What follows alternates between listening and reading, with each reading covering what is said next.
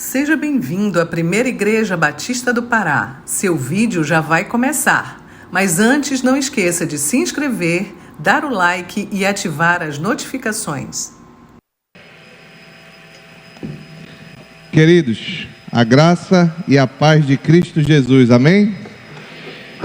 Como já foi dito pelo nosso pastor e na oração, hoje chegamos à última mensagem da série de exposições na primeira carta do apóstolo João. Então eu peço aos queridos que abram a palavra de Deus em 1 João, capítulo 5, e hoje nós vamos considerar os versos 18 a 21, mas você vai precisar de um pouco de agilidade nessa primeira carta, porque nós vamos ler vários versículos desta carta, tá bem? Então vamos começar. No dia 3 de julho de 2022, eu iniciei a exposição que hoje nós encerramos na 43ª mensagem. Lembro que naquela oportunidade fiz um panorama geral da carta, onde apresentei, dentre outras coisas, os vilões da história, aqueles a quem João combate, os falsos mestres, os falsos pastores da região da Ásia, que defendiam, resumidamente, os seguintes ensinamentos: a impureza da matéria em si. Eles defendiam que apenas o que era espiritual era puro e o que era matéria, qualquer coisa física, era impuro em si mesmo, e defendiam isso. Defendiam, consequentemente, que Jesus então não poderia ter sido encarnado, já que a matéria em si era ruim, era mal. O acesso, eles defendiam, dentre outras coisas, o acesso a Deus por meio de um conhecimento extraordinário, uma gnose especial, e, além disso, um estilo de vida imoral, uma parte deles, e outra parte, um estilo de vida ascético, de autoflagelação, de jejuns intermináveis, etc. Neste 1 ano e 7 meses que consideramos essa carta, aprendi muito enquanto João combatia tais hereges. Até mesmo porque todo pregador, como nós repetimos aqui eventualmente, todo pregador prega primeiramente a si mesmo. Espero que os irmãos tenham aprendido alguma coisa junto comigo. Nessa caminhada, tivemos a oportunidade de aprender alguns ensinamentos marcantes necessários a todo cristão. Aprendemos a necessidade da encarnação de Cristo. Era necessário que a segunda pessoa da Trindade encarnasse, assumisse a forma de homem. Porque, como diziam os pais da igreja, aquilo que não foi assumido não pode ser redimido. Para que o homem como eu e você, de carne e osso, pudesse ser redimido, Cristo precisava assumir a nossa forma. Isso aprendemos quando eu considerei 1 João 1:1. Aprendemos ainda que os apóstolos, João e os demais apóstolos, pregavam o evangelho a despeito das dificuldades, perseguições, porque eles queriam trazer aos seus ouvintes uma alegria completa, a alegria da comunhão da igreja, e que essa comunhão é com o Pai e com o Filho. Vimos isso em 1 João 1:3. Aprendemos que nossa comunhão então com esse Deus é atestada por meio de uma vida de santidade. Vou repetir, a nossa comunhão com Deus é atestada por uma vida que busca a santidade, uma vez que Deus é luz e nele não há trevas algumas, como João diz em 1 João 1:7, que eu vou ler. Se, porém, andarmos na luz, como ele, Deus, está na luz, temos comunhão uns com os outros, e o sangue de Jesus, seu Filho, nos purifica de todo o pecado. Note que no início do verso há uma condicional: se, porém, andarmos na luz. Aprendemos que Jesus Cristo também é nosso advogado ante ao Pai. Isso se de fato nós conhecemos a Deus, e esse conhecimento de Deus só é verdadeiro naquele que busca obedecer a palavra do Senhor. Você quer que Jesus Cristo seja seu advogado quando você falha e peca diante do Senhor? Pois para isso é necessário primeiramente conhecer a Deus. E quem são aqueles que conhecem a Deus segundo João? Aqueles que obedecem os seus mandamentos. 1 João 2, 3 e 4. Sabemos que o conhecemos se obedecemos aos seus mandamentos. Aquele que diz, eu conheço a Deus, mas não obedece aos seus mandamentos, é mentiroso e a verdade não está nele. Aprendemos que devemos lutar sempre para não amar este mundo caído e pervertido e nem as coisas que nele há. João ensinou em 1 João 2, 15 e 16. Não amem o mundo, nem o que nele há. Se alguém ama o mundo, o amor do Pai não está nele. Por que não podemos amar o mundo? Está lá no verso 16. Pois tudo que há no mundo caído aqui, que João se refere, é a cobiça da carne, a cobiça dos olhos e a ostentação dos bens. Não provém do Pai, mas do mundo. Aprendemos a como nos proteger dos falsos mestres, falsos pastores que surgem no meio da igreja, os quais João chama de anticristos, e seus ensinos também. E esses podem ser reconhecidos quando eles negam a divindade e ou a humanidade do Senhor Jesus Cristo.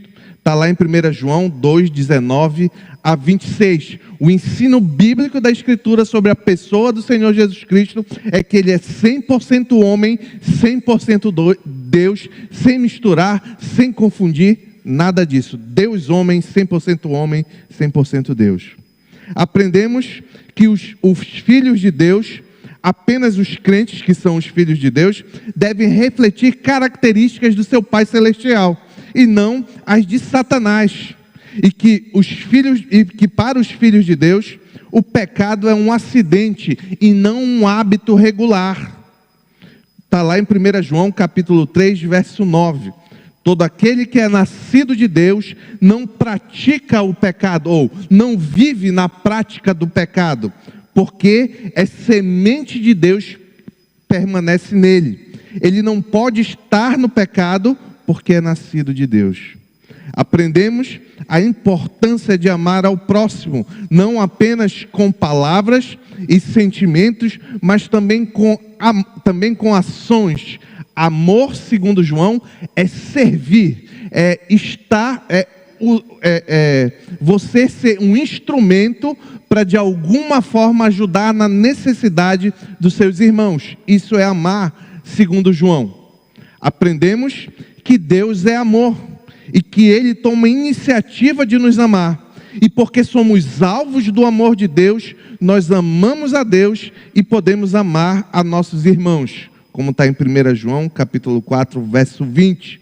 Se alguém afirma, eu amo a Deus, mas odiar seu irmão é mentiroso, pois quem não ama seu irmão, a quem vê, não pode amar a Deus, a quem não vê.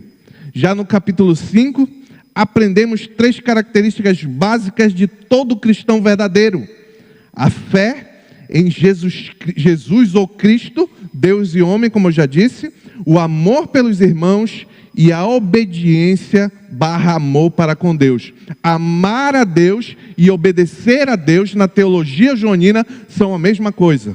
Você não pode dizer eu amo a Deus, mas vive afundado na lama do pecado e não busca obedecer ao Senhor. Isso está lá em 1 João capítulo 5, versos 1 a 3. Aprendemos que por meio da fé em Jesus Cristo, podemos ter vitória nesta obediência requerida, mesmo nesse mundo caído. Onde é que está isso, pastor? 1 João capítulo 5, verso 4. O que é nascido de Deus vence o mundo. E como é possível vencer o mundo? Como é possível continuar firme e santo nesse mundo caído? E João diz, e esta é a vitória que vence o mundo, a nossa fé. Aprendemos que crer ou não crer no testemunho de Deus acerca do seu Filho Jesus tem consequências eternas. Quem crê tem a vida eterna, e quem não crê é incrédulo e está separado para a morte eterna. 1 João, capítulo 5, versos 9 a 12. Aprendemos que a vida eterna não é apenas uma questão cronológica e temporal, mas uma qualidade de vida diferente. É a vida de Cristo em nós. 1 João capítulo 5, verso 11.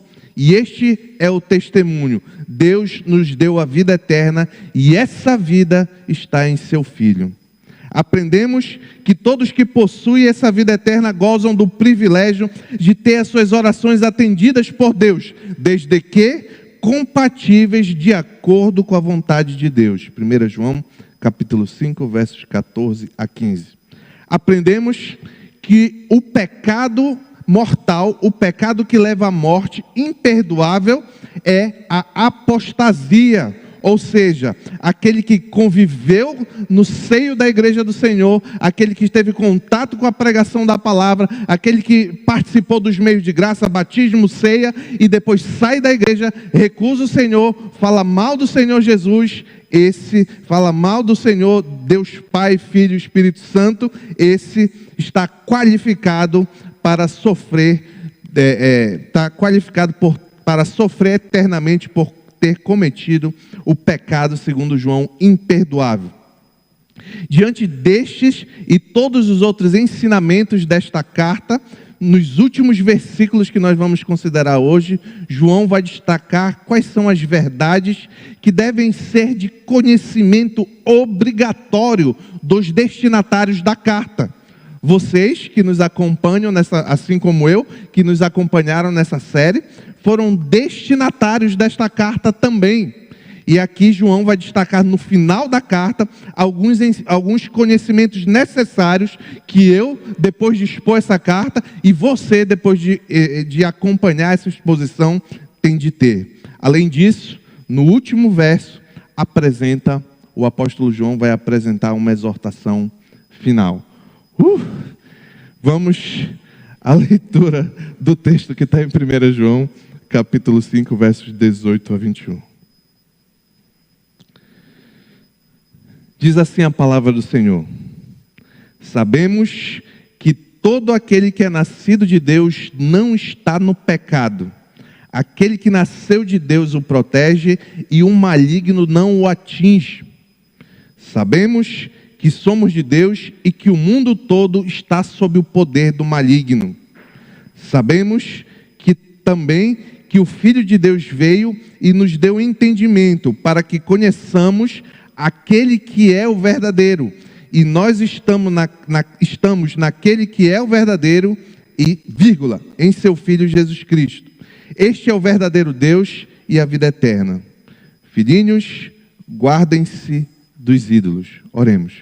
Pai querido, obrigado, Senhor, pela Tua palavra. Obrigado por esta preciosa carta que Tu inspiraste o apóstolo João a escrever, Pai. Muito obrigado porque até hoje ela fala, ensina para a Tua igreja, Pai. E que nesta última mensagem, mais uma vez, nos ensine a Tua vontade, viver de forma agradável a Ti, Pai. Nos ensina, Pai, aquilo que Tu queres de nós. É isso que Te pedimos em nome de Jesus. Amém. O primeiro ponto eu chamei de sabemos que somos protegidos e pertencemos a Deus. Está lá no verso 18 e 19 que eu vou ler novamente. Sabemos que todo aquele que é nascido de Deus não está no pecado. Aquele que nasceu de Deus o protege e o maligno não o atinge. Sabemos que somos de Deus e que o mundo todo está sob o poder do maligno.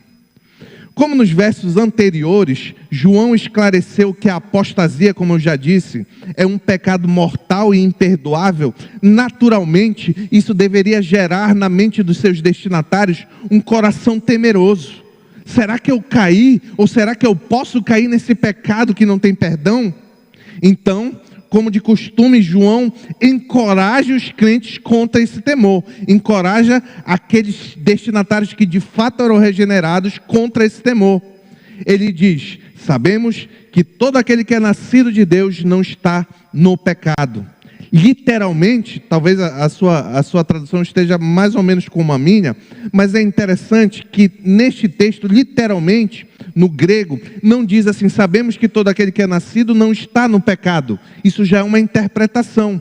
O texto diz, na verdade, sabemos que todo aquele que é nascido de Deus não peca. É isso que o texto diz. Todo aquele que é nascido de Deus não peca. Isso seria contraditório com outras partes da carta. E por isso, as maiorias das traduções, aparentemente contraditório, tá? As maiorias das traduções já interpretam como eu acabei de dizer. Porém, se você lê à luz do contexto, é possível entender que João está falando de um pecado específico. E qual é o pecado específico que João está se referindo aqui? É claro que é o da apostasia, que ele acabou de dizer que é um pecado mortal. A referência aqui, então, deste não pecar, o que o crente, aquele que é nascido de Deus, não pode fazer? Ele não pode pecar o pecado para a morte. Ele é nascido de Deus, regenerado. É impossível para ele apostatar. Aquele que nasce... Por que é impossível, pastor? Está aí, João responde: porque aquele que nasceu de Deus, Jesus Cristo, o protege. Ou seja, o cristão regenerado é guardado pelo Senhor Jesus, o Filho de Deus, desse pecado, e não pode se tornar um apóstata. Consequentemente, segue o texto, o maligno não o atinge, o Filho de Deus que nasceu de novo. Esse maligno, a quem João se refere, é o próprio Satanás, a encarnação da maldade. E João já havia destacado isso anteriormente, que o crente, aquele que de fato ama o Senhor, aquele que de fato foi transformado, não pode pertencer ao maligno. Volta lá em 1 João capítulo 3, versos 11 a 12. 1 João capítulo 3, versos 11 e 12.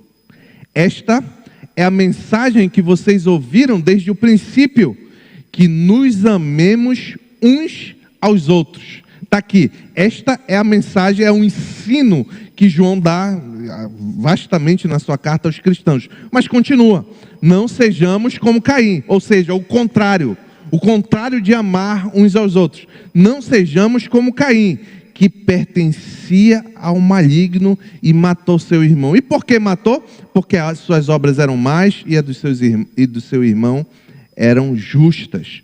O que João está ensinando aqui é que aqueles que amam uns aos outros, os verdadeiros crentes, não pertencem ao maligno. Agora, em nosso texto, João, no que estamos considerando neste primeiro ponto, João reafirma a verdade de que os filhos de Deus são protegidos de serem dominados por Satanás. É claro, nós sabemos que isso não quer dizer que o diabo não tente nem aflige o cristão. A realidade da tentação de Satanás é reconhecida em todo o Novo Testamento. Mas João se refere ao fato de que o maligno não tem poder de dominar o crente a ponto dele cometer o pecado para a morte, o pecado da apostasia, o pecado da incredulidade. Então, a primeira certeza que nós podemos ter desse texto é que Jesus nos protege de cometer este pecado. A segunda certeza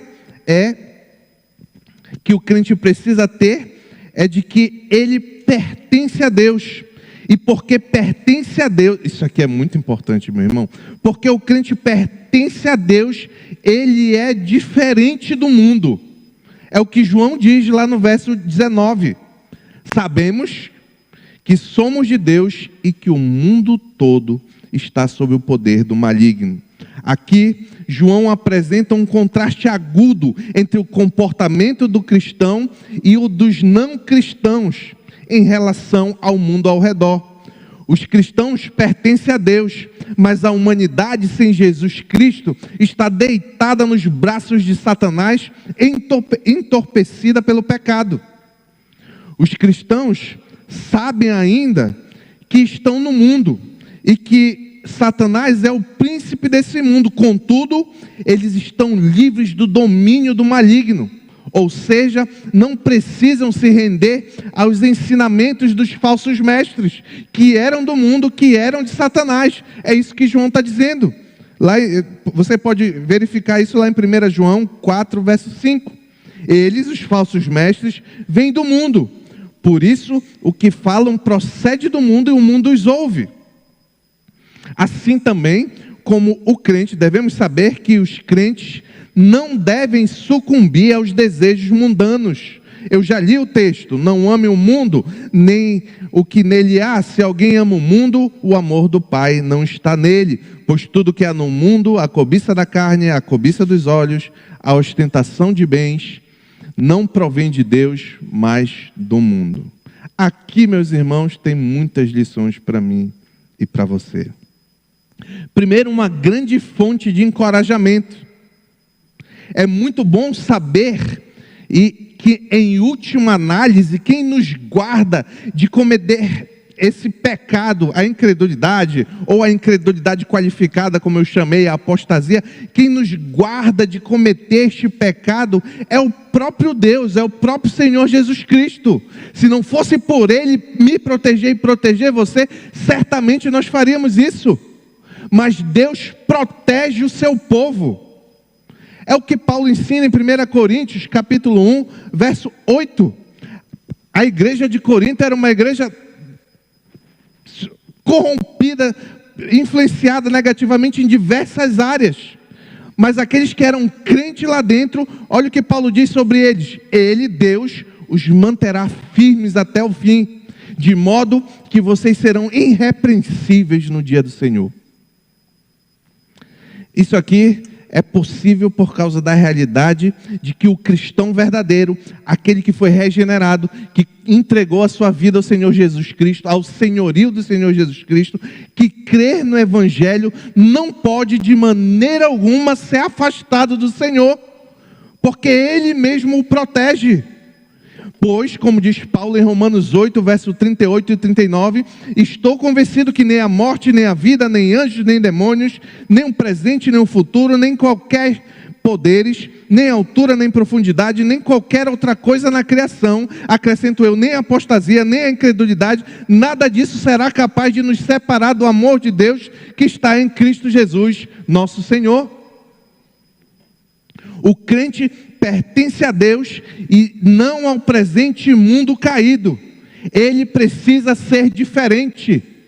Se você é um crente regenerado em Cristo Jesus, você precisa ser diferente do mundo. O crente não é escravo de desejos sexuais como as pessoas do mundo. O crente não deve se lambuzar nas práticas sexuais ilícitas, fazer sexo antes do casamento, fazer sexo fora do casamento. O crente não se conforma e não comete e não defende o homossexualismo diverso, pauta LGBT e etc. O crente não se rende à pornografia. O crente não ama carnaval, não vai para o carnaval, não celebra o carnaval. O crente não se embriaga e acha que é normal. Não ama o dinheiro e passa a vida toda perseguindo bens materiais. Não vive murmurando, fofocando, falando palavrão. Tudo isso é o que o mundo faz, ama e aprova. O crente é para ser diferente. Em suma, o crente pertence de fato a Deus. E é aquele que luta para guardar a mente, os olhos, a língua, a mão, ou seja, o corpo todo do pecado. 1 João 2, verso 13 e 4 diz: sabemos que conhecemos a Deus, que somos crentes, se obedecemos aos seus mandamentos. Aquele que diz eu o conheço, mas não obedece aos seus mandamentos é mentiroso e a verdade não está nele. Segundo ponto, sabemos que em Cristo conhecemos a Deus. Está lá no verso 20.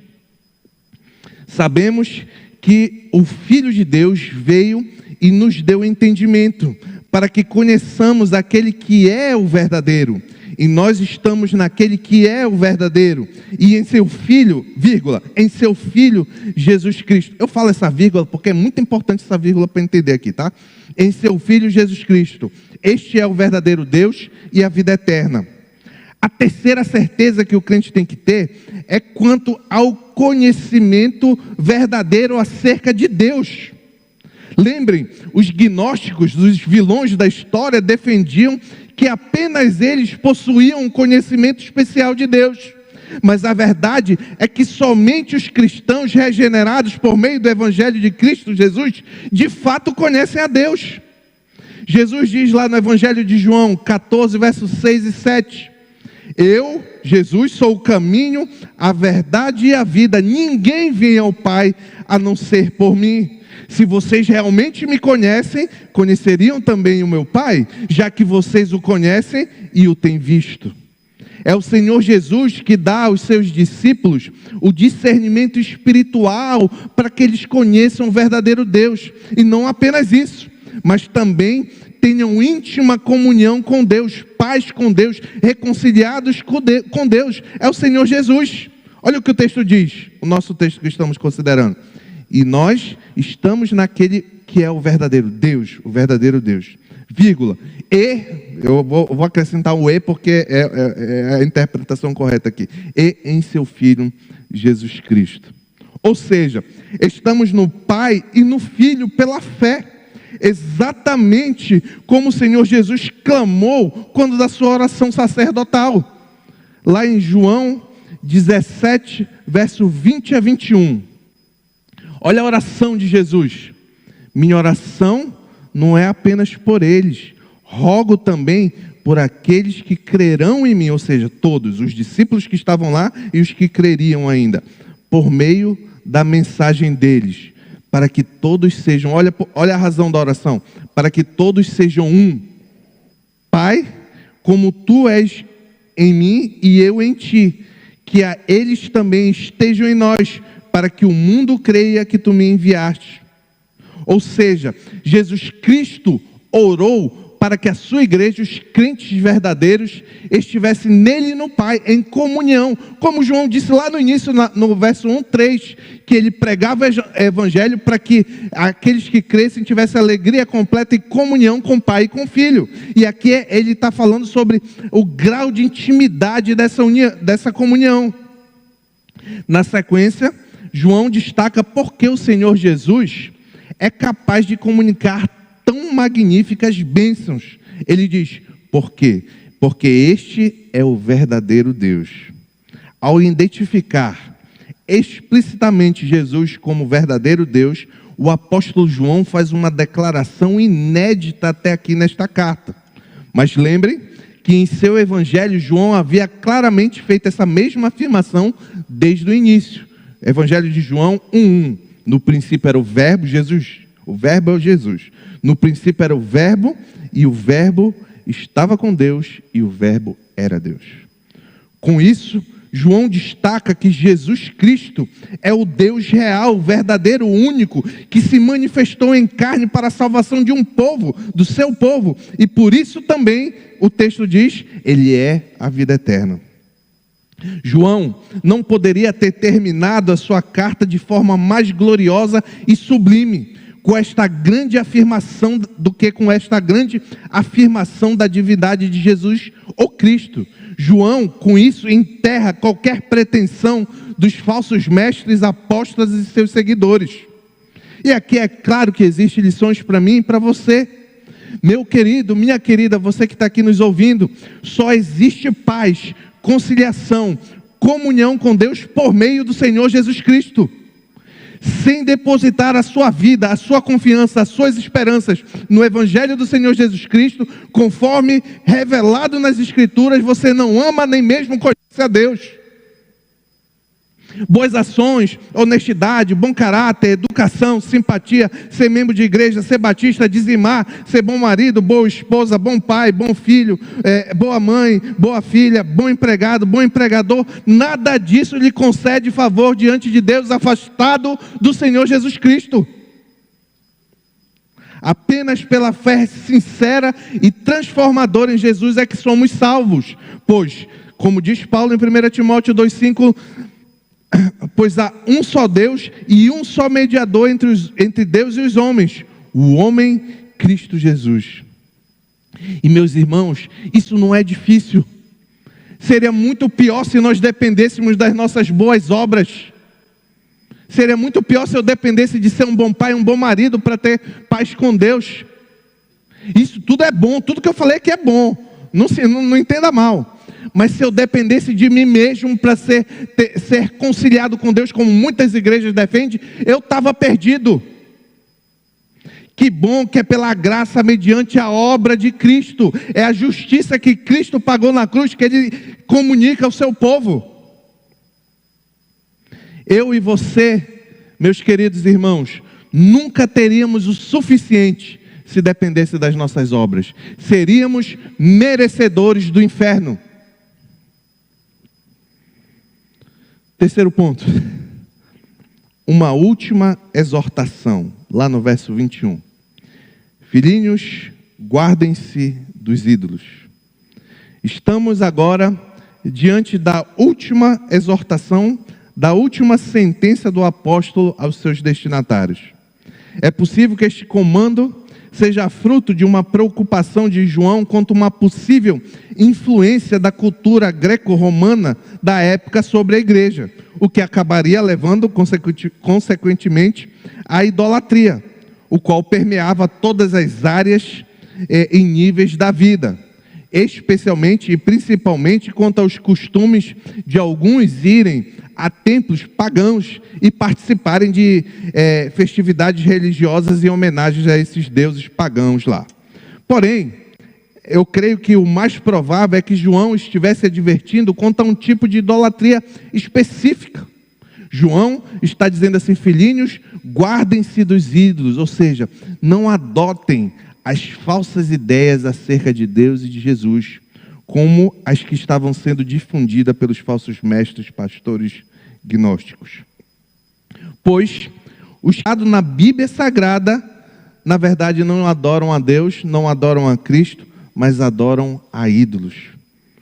Com isso, João insta os crentes a se absterem de qualquer forma de adoração que os distancie do Senhor Jesus, pois como ele ensinou no verso 20 do capítulo 5, sobre o Senhor Jesus, este é o verdadeiro Deus e a vida eterna.